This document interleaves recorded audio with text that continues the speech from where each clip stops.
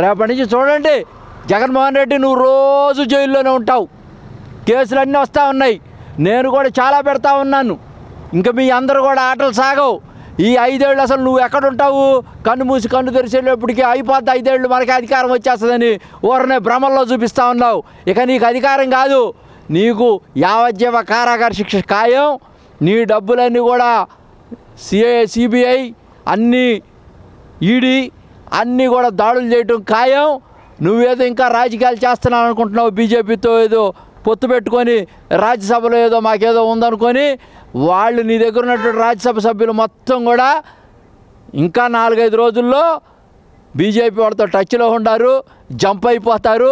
చివరికి నువ్వు ఒంటరిగా ఉంటావు ఆంధ్రప్రదేశ్లో. సింహం సింగిల్ కాదు, సింహం అది ఎందుకు అవుద్దండి? అది పిల్లి, cat, no tiger, only cat. Cat తప్పకుండా జైల్లోకి వెళ్తుంది.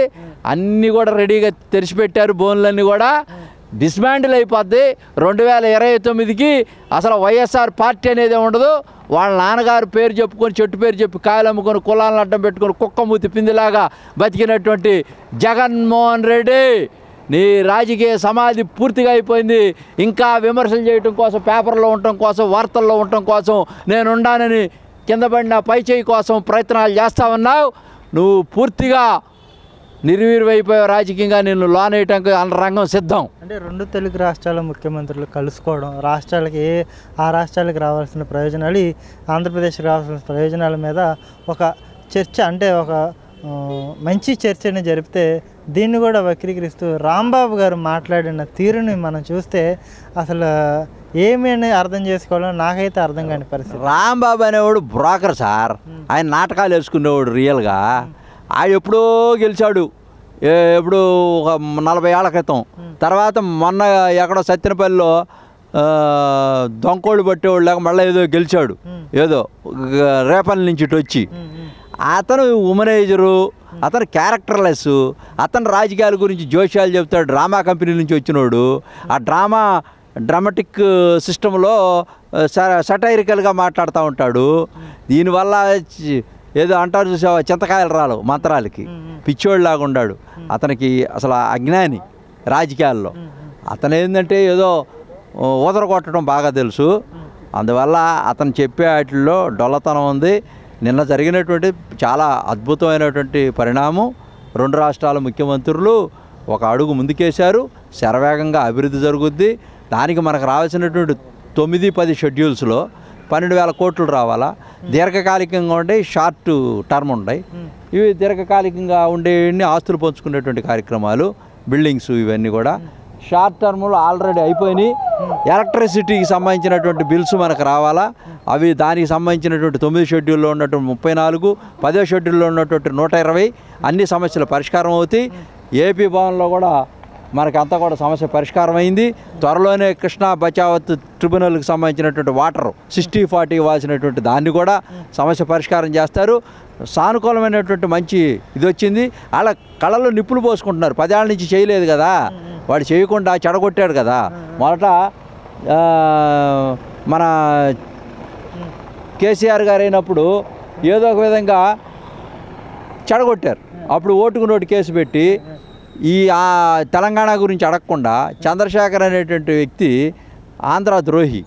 అందువల్ల ఇక్కడ ఆస్తులు ఇవ్వకుండా ఉండటం కోసం వాళ్ళ మీద, రేవంత్ రెడ్డి గారి మీద, చంద్రబాబు నాయుడు గారి మీద ఓటుకునేటు తప్పుడు కేసులు పెట్టి వాళ్ళని అక్కడి నుంచి కట్టుబట్టలతో పంపించేసి మోడీ గారు దీంట్లో చేతులు కలిపి అందరూ కలిసి భయపెట్టి ఇక్కడ తెలంగాణ గురించి అడగకుండా చేసే విధంగా 5 ఏళ్ళు చేసి అతన్ని చంద్రబాబు నాయుడు బూచిగా చూపించి ఇతను రాజకీయ లబ్ధి పొందడం కోసం జగన్ వాళ్ళతో చేతులు కలిపాడు వాళ్ళందరితో.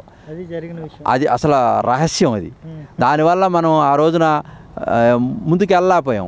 2వ అంశం, జగన్ వచ్చిన తర్వాత బీజేపీతో చేతులు కలిపి చంద్రబాబు నాయుడు గారిని దూరం చేసి ఇక్కడ అడిగేవాళ్ళు లేకుండా చేసి అతను యథేచ్ఛగా 25 సీట్లు నాకు పార్లమెంట్కి ఇవ్వని చెప్పి అబద్ధాలు చెప్పి మోసాలు చేసి నేను తీసుకొస్తానని చెప్పి ఓట్లు వేయించుకొని రాజ్యసభలో మనకు మెజారిటీ ఉన్నాయి ఒక్కరోజు కూడా ప్రశ్నించకుండా వెళ్ళినప్పుడల్లా ఇతని కేసుల గురించి భయపడతా ఎక్కడికక్కడ ఆ విభజన అంతా కూడా పక్కన పడేసి ఏదో హాయిగా ఎంజాయ్ చేస్తే ఇక్కడ కూర్చున్నాడు.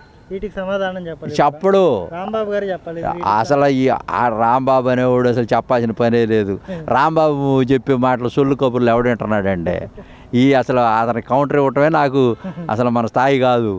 అసలు ఇప్పుడు గవారాగాళ్ళు ఇప్పుడు గయారాంగాళ్ళు రాజకీయాల్లో ఉంటుంటారండి.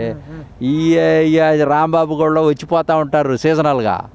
ఈ తెర మీదకి వచ్చినట్టు షేక్స్పియర్ గారు చెప్పేవాడు వరల్డ్ ఈజ్ వన్ స్టేజ్ అని, వీఆర్ ఆల్ యాక్టర్స్ అని. ఎప్పుడైతే when we'll our this thing requires, మన పాత్ర ఎప్పుడైతే రిక్వైర్మెంట్ ఉంటుందో వస్తాము చేసుకొని వెళ్ళిపోతాము అంటుంటారు. అట్టటోడి ఈ రాంబాబు కూడా దీనివల్ల పెద్ద వనగూడు ప్రయోజనం ఏమి లేదు. మంచి రేవంత్ రెడ్డి గారు ఇతను మంచి సయోధ్యం ఉంది. మారినటువంటి చంద్రబాబు నాయుడు గారు ఒక్కటే మనం పదాన్ని అర్థం చేసుకోవాలా, నా శిష్యుడు కాదు నా సమకాలికుడు అన్నాడు. It's a great thing. అది అతనిలో ఉన్నటువంటి మెచ్యూరిటీ లెవెల్స్. దాంతోనే పని అయిపోతుంది. మనుషులు భాషను బట్టే ఉంటుంది. ఇతను ఈగోయిస్ట్ కదా జగన్మోహన్ రెడ్డి. రేవంత్ రెడ్డి దగ్గరికి వెళ్ళటం, లేకపోతే కేసీఆర్ దగ్గరికి వెళ్ళటం, ఎవరి దగ్గరికి వెళ్ళటం, రాజు గారు నియంత వెళ్తే ఒక మోడీ గారి దగ్గరికి పోయి కాళ్ళు చేతులు పట్టుకొని సూట్ కేసు ఇచ్చి వచ్చి చక్కగా అతని పనులు అతను చేసుకొని జైలుకి వెళ్లకుండా చేసుకుంటూ ఉంటాడు. సో ఇది మంచి పరిణామం. డెఫినెట్గా ఆఫీసర్లు కూర్చుంటారు. 43 సార్లు ఆఫీసర్లు కూర్చున్నారు. మీటింగులు జరిగినాయి, చాలా పరిష్కారాలైనవి. తతిమై కూడా 100% పరిష్కారం అయిపోతాయి. అది పెద్ద సమస్య కాదు. Should not arise that question. Babu గారు సంపదను సృష్టిస్తాడు, స్వర్ణయోగం తీసుకెళ్తాడు. ఈ రాష్ట్రం అద్భుతమైనటువంటి అది ఇంకొకటి చెప్పాడు వాళ్ళ టీవీల్లో, బ్లూ మీడియాలో, పోర్టుల్లో కూడా వాటా అడుగుతున్నాడండి రేవంత్ రెడ్డి గారు అని లేని ఎజెండాని తీసుకొచ్చి పెట్టారు. అది ఎజెండాలో లేదు, పదే ఎజెండాలో. దానికి ముందు కొట్టారు. ఇంకోటి ఏమైనా టీటీడీలో ఆస్తులు అడుగుతున్నారు. అదే ఎప్పుడు అడగలేదు. పోర్ట్ అంటే అడిగారు. ఎప్పుడు కేసీఆర్ గారు ఉన్నప్పుడు మాకు సముద్రం లేదు కదా మరి అంటే మచిలీపట్నంలో పెట్టుకుంటే అప్ అండ్ డౌన్ వస్తుంది, మనకు జిఎస్టీ వస్తుంది, పెరుగుద్ది. దాంట్లో తప్పేముంది, ఇస్తాము. వాటా ఏముంటుంది, అందరూ వస్తూ ఉంటారు పోతూ ఉంటారు, జరుగుతుంది వ్యాపారం. దాంట్లో తప్పేముందండి. ఇదంతా కూడా చాలా నైరాశ్యంలో ఉన్నారు. వాళ్ళంతా కూడా అభివృద్ధిని కాంక్షించేవాడు కాదు, అభివృద్ధి నిరోధకులు. తప్పకుండా అభివృద్ధిని కాంక్షిస్తాం, ముందుకు తీసుకెళ్తాం. డెఫినెట్గా వీళ్ళందరికీ కూడా సమాధానం చెబుతాం. రేపు రాబోయేటువంటి రోజుల్లో ముందుకెళ్తుంది తెలుగుదేశం పార్టీ. మేమంతా కూడా పూర్తిగా అండగా ఉంటాం. వీళ్ళందరినీ కూడా జైల్లో పెట్టడానికి రంగం సిద్ధం. జగన్ రెడీగా ఉండు కాబట్టి